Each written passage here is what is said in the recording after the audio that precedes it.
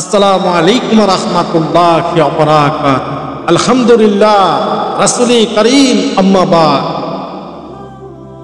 আজকে অনেক গুরুত্বপূর্ণ একটি আমলের কথা আমরা বলার চেষ্টা করব, আল্লাহ পাক যদি তৌফিক দান করে। অবশ্যই আপনারা টাইটেল এবং থাম্বনেল দেখে বুঝতে পেরেছেন আজকের আলোচনা হবে আমাদের সুন্দর এবং হৃদয় ছোঁয়া আলোচনা। এই আলোচনাগুলো আমরা সকলেই শুনে যাওয়ার চেষ্টা করব, আমল করব। ফজর নামাজ আমরা যে পড়ি, আমরা তো পড়ি প্রতি ওয়াক্তই নামাজে, আমরা নামাজ অনেকেই পড়ি। আমরা জামাতের সাথে যদি আমরা ফজর নামাজটি পড়ি, সুবহানাল্লাহ, এত ফজিলত আল্লাহ পাক রব্বুল আলামিন এই ফজর নামাজকারী জামাতের সাথে যারা আদায় করে এত রহমত, এত বরকত দান করেন। সুবহানাল্লাহ।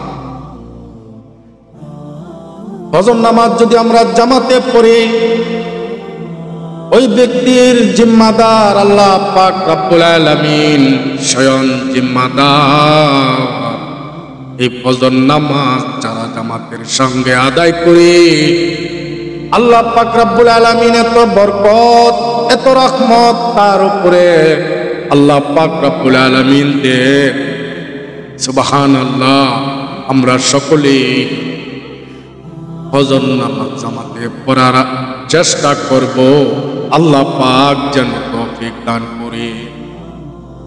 এই ফজর নামাজ আল্লাহর হাবিব সাল্লাল্লাহু আলাইহি ওয়াসাল্লাম ইরশাদ করেছেন যে ফজর নামাজ জামাতের সঙ্গে পড়ল, আল্লাহর নিরাপত্তায় সারাটা দিন ওই ব্যক্তির সঙ্গে যদি কেউ জুলুম করে, কিয়ামতের দিন, কঠিন মুসিবতের দিন আল্লাহ পাক জিজ্ঞাসা করবেন ওই ব্যক্তিকে, যে ব্যক্তি জুলুম করেছে, ফজর নামাজ পড়ে যে ব্যক্তি, ওই ব্যক্তিকে তুমি কেন কষ্ট দিলা, তুমি কেন তার সঙ্গে জুলুম করলা?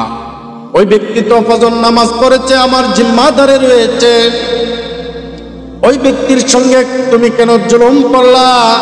আল্লাহ পাক রব্বুল আলামিন হাসরের দিন ওই ব্যক্তিকে প্রশ্ন করবেন, জিজ্ঞাসা করবেন। সুবহানাল্লাহ। এত গুরুত্ব, এত গুরুত্ব ফজর নামাজটিকে অত গুরুত্ব দিয়েছে আল্লাহ পাক রব্বুল আলামিন যেন আমাদের প্রত্যেকটা মুসলমানকে এই ফজর নামাজ পড়ার তৌফিক দান করেন। মহান আল্লাহ রাব্বুল আলামিন আমাদের উপরে রহমত দয়া করবে। সুবহানাল্লাহ। ফজর নামাজ যারা জামাতের সাথে পড়ে আল্লাহর জিম্মাদার হয়ে যায়। সুবহানাল্লাহ। এই আমরা ফজর নামাজ তো জামাতের সাথে আদায় করার চেষ্টা করব, আল্লাহ পাক যদি তৌফিক দান করেন ইনশাআল্লাহ।